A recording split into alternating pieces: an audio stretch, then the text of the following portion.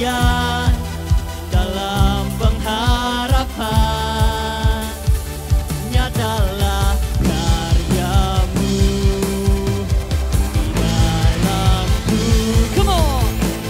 Sungguh besar kasih-Mu, berlimpah kebaikan-Mu, Kau menghidupkanku dengan anugerah-Mu. Oleh kasih karunia-Mu, Kau telah membangkitkanku, Kau menghidupkanku dengan anugerah-Mu. Come on.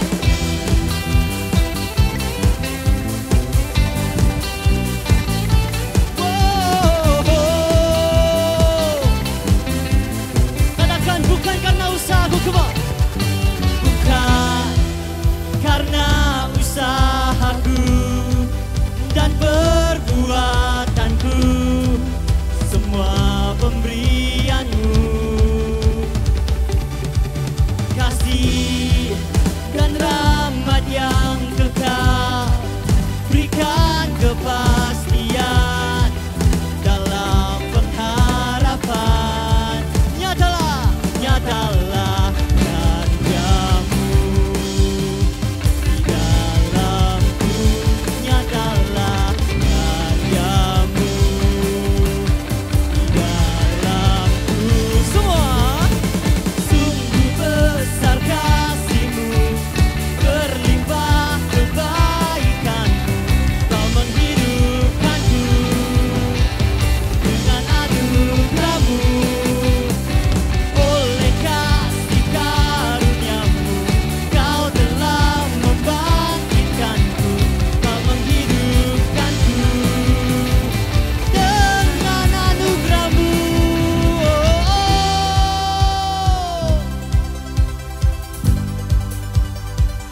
Put your hands up.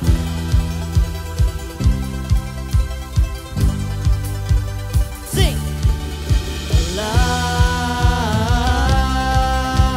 Alive in Jesus, we're alive. In Jesus, we're alive.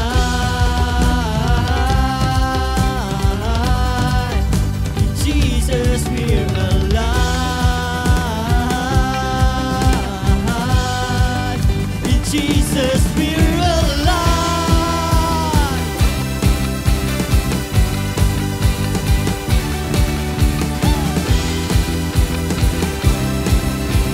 Come on, everybody dance. Sungguh besar kasih-Mu, berlimpah kebaikan-Mu, Kau menghidupkanku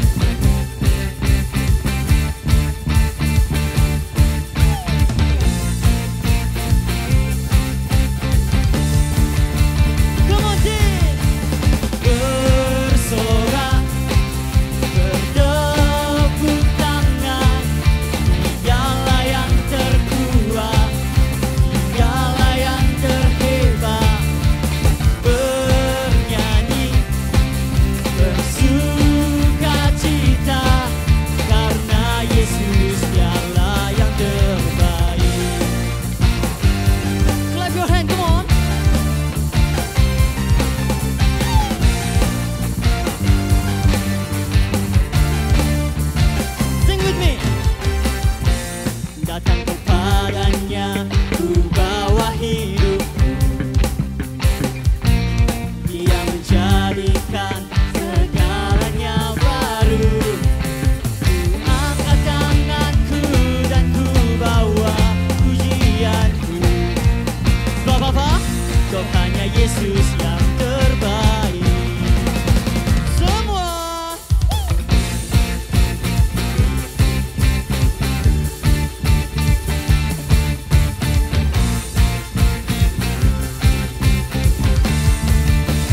come on. Bersorak,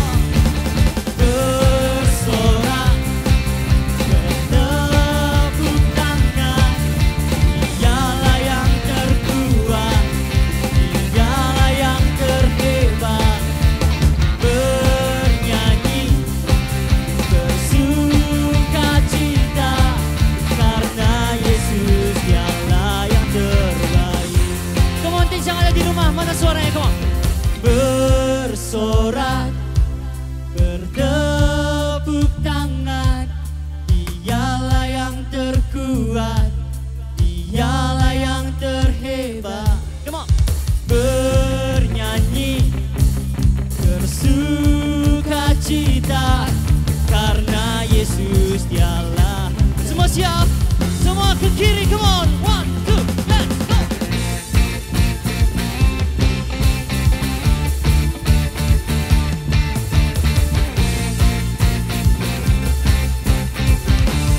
Everybody put your hands up. Bersorak, bertepuk tangan.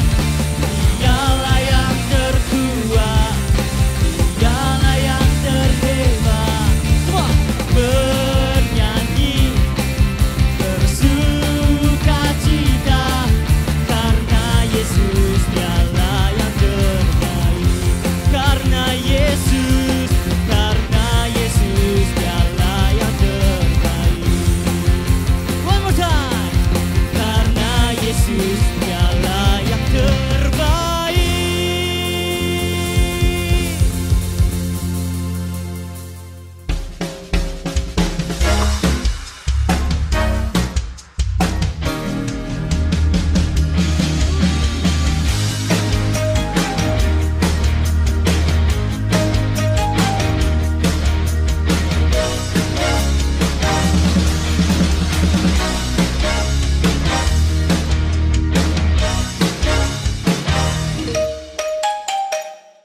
Shalom teens, dimanapun kalian berada saat ini, aku percaya kalian dalam kondisi yang sehat, selalu sukacita. Amin, amin. Nah, sebelum kita mulai sharing-sharing, sama-sama kita berdoa yuk.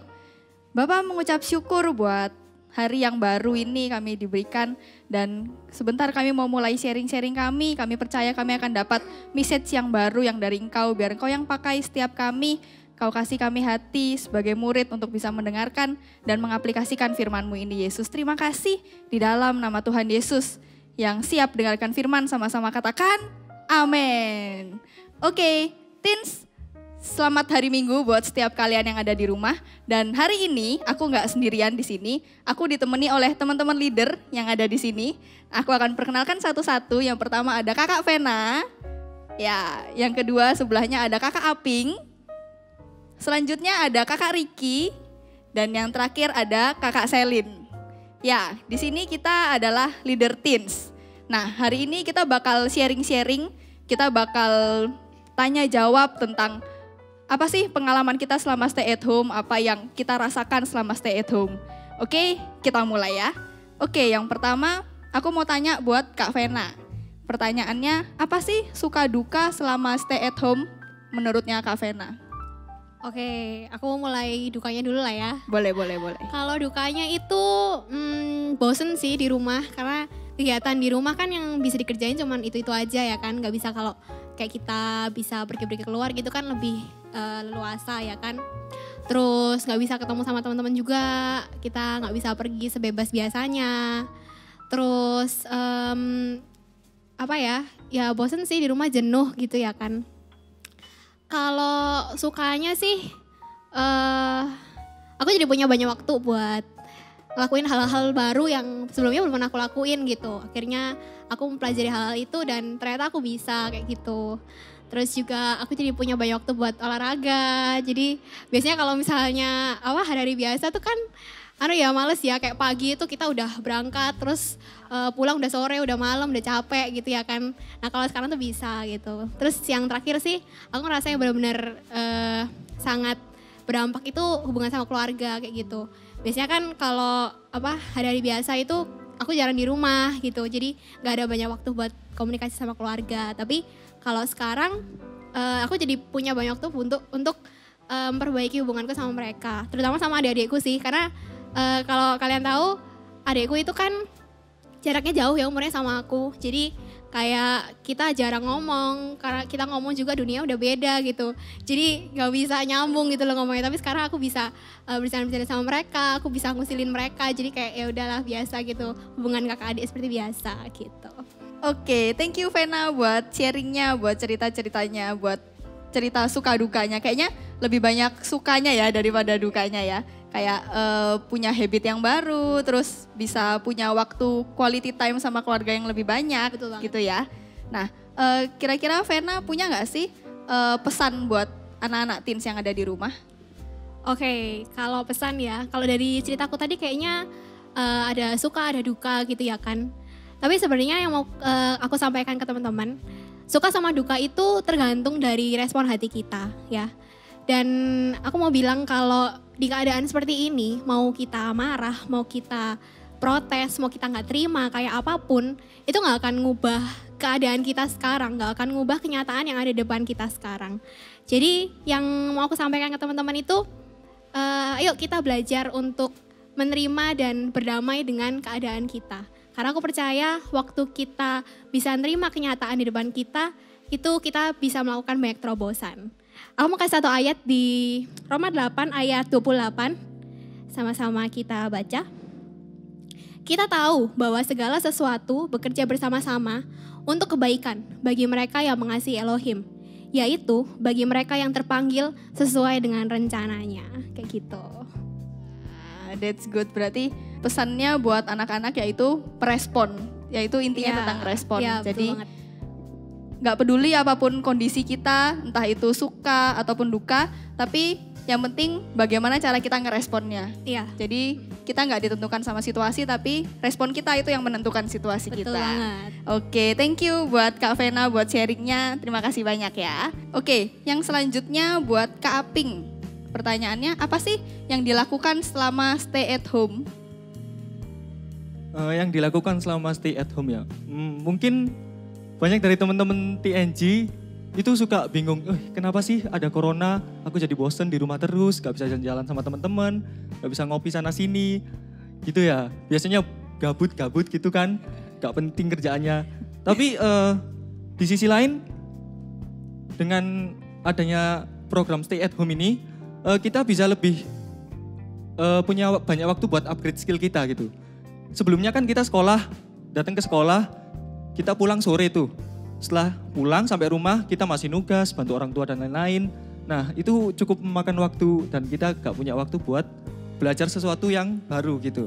Nah tapi setelah ada sekolah online stay at home ini, sekolah jadi online, jadi tugas itu cuma tugas sebentar doang paling kerjain. Terus habis itu kita bisa belajar yang lain gitu. Kita juga lebih banyak waktu buat orang tua, bantu-bantu orang tua. Itu sih yang aku lakukan selama ini. Aku lebih banyak upgrade skillku.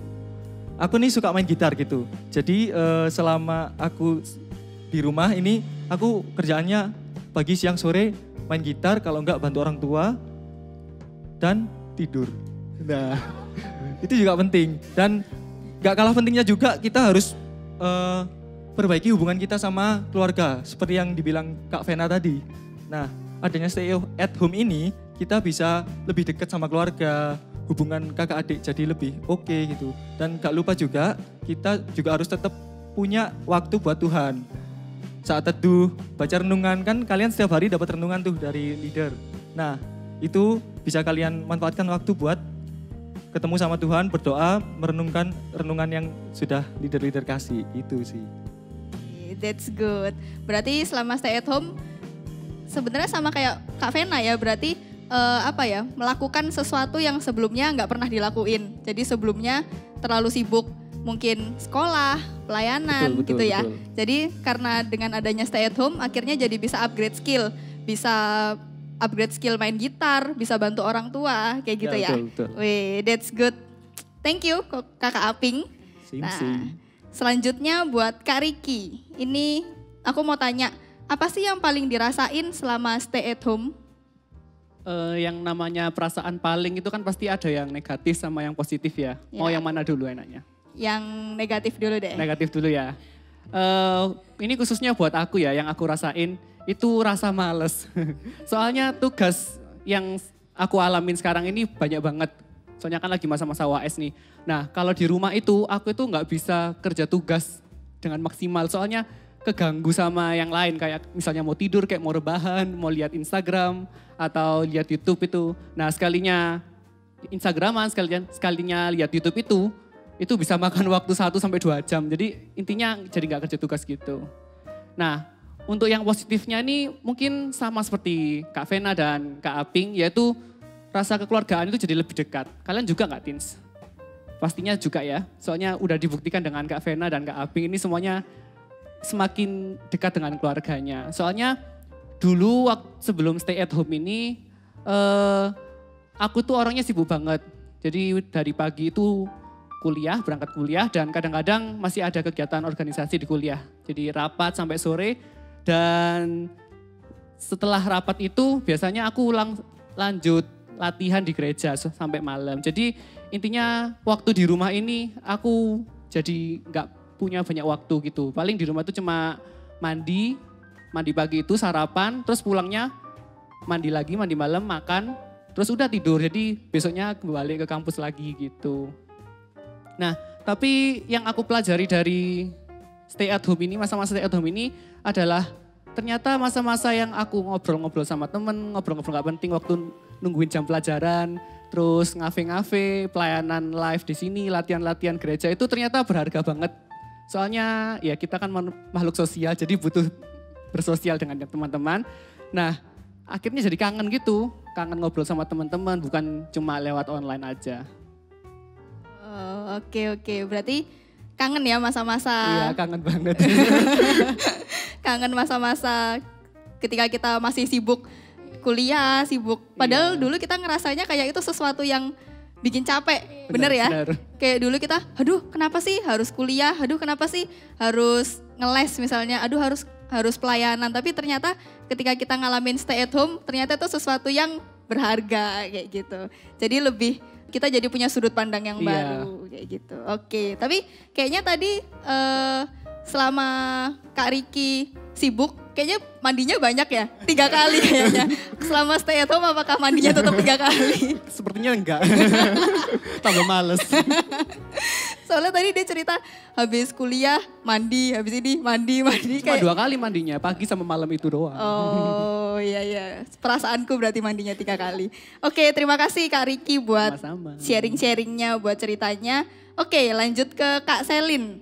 Gimana sih caranya bersyukur di tengah kondisi yang sekarang yang banyak orang, mungkin banyak yang ngeluh, banyak yang ngerasa bosen, ngerasa gak bisa kerja, gak bisa ngapa-ngapain. Gimana sih caranya supaya bisa bersyukur?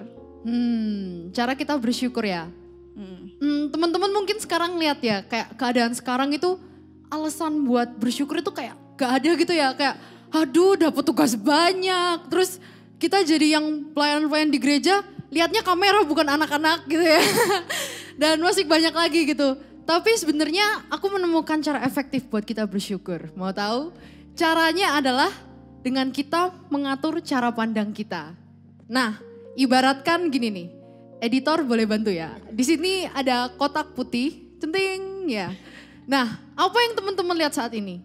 Kotak putihnya kan? Tapi kalau dikasih item-item di tengahnya, muncul tuh. Nah, apa yang teman-teman lihat? Item-itemnya kan? Nah, itu adalah cara teman-teman buat atur pandangan teman-teman. Teman-teman mau lihat yang putih atau mau lihat yang hitam. Nah sama, cara kita bersyukur juga dengan melihat cara pandang kita, mengatur cara pandang kita. Jadi ke arah mana nih kita aturnya? Ke arah atas sama ke arah bawah. Atas itu bukan lampu, bukan lantai ya, tolong. Ke atas itu ya ke Bapa kita, ke Bapa Yesus. yang sudah baik sama kita. Kita hidup sudah di dalam anugerah. Itu adalah alasan yang terkeren buat kita bersyukur. Dan ke bawah tuh lihat apa? Bukan lantai yang tadi aku bilang ya, tapi ke bawah kita lihat ke orang-orang sekitar kita. Kita lihat ke orang-orang yang pingin untuk berada di posisi kita.